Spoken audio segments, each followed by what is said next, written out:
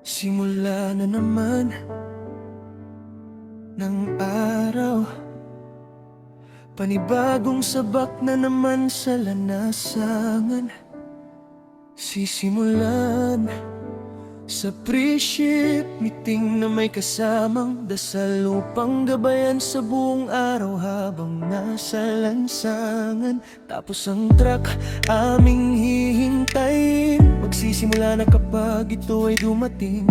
Mga parcel akin nang i-scanin, nang sakon ko ay pumasok at may text ng mga receiver nang kanilang malaman na parcel nila ay darating. At pagtapos ng lahat at wala nang ang pending, simula nang magsako.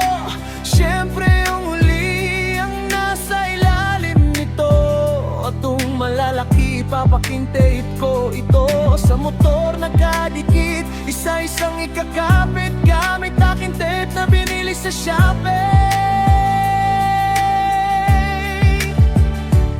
Ngayon mainit, mamaya uulan. May mga aso din sa daan na biglang nanghahabol na lang. Sa oras ay lagi kaming kapos, kaya titiisin ang gutom, makagap lang ng tapos. Rider kami, delivery rider ng parcel mo, at hindi utusan mo para paikutin mo kung saan at paghintayin ng matagal. Dahil tulad ng oras mo, mahalaga din ang oras ko. Rider kami, ihatid ang parcel mo, yan ang tungkulin ko. Ihatid ko to sa'yo sa pinto mismo ng bahay mo. Kami ay rider. Una akong deliver, may parcel na tatlo. Nang sa bahay dumating ako, aray walang tao. Nang i-text at tawagan ko, pinapatay ayaw magpa-istorbo. Sa pangalawang deliver ko, nakalagay sa parcel, pangalan niya ay Piccolo, at may landmark nakasulat, anak ni Goku. Ito yata ay siraw ulo at nang luloko na sa buhay. Walang magawa kundi mang trip ng ibang tao. Nang aking tawagan, nang sabi ka number you have dial is incorrect. Aray halatang walang magawa sa buhay, pero ayos lang tuloy ang hanap buhay. Sa ikatlong parcel na aking tangan, nagri-ring naman, pero di sinasagot. At sa parcel kanyang pangalan ay Ryan. Anak ka naman ng kalabaw, sa parcel mo pangalan lang ang nakalagay. Bakit wala apelyido sa buong barangay? Ba ikaw lang ang may pangalan na Rocky? Ng kumpletong pangalan iyo pang kinatamaran. Sa lahat ng pinagtanungan, hindi kita matagpuan dahil ganyan ang nakalagay. Rider kami, delivery rider ng parcel mo, at hindi utusan mo para paikutin mo kung saan at paghintayin ng matagal. Dahil tulad ng oras mo, mahalaga din ang oras ko.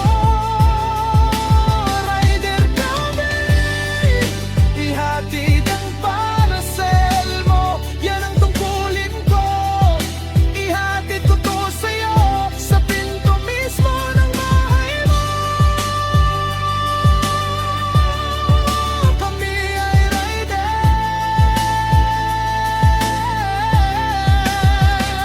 Ang hirap ng ginto, minamadali mo ako kahit nasa ilalim pa nga ang parcel mo.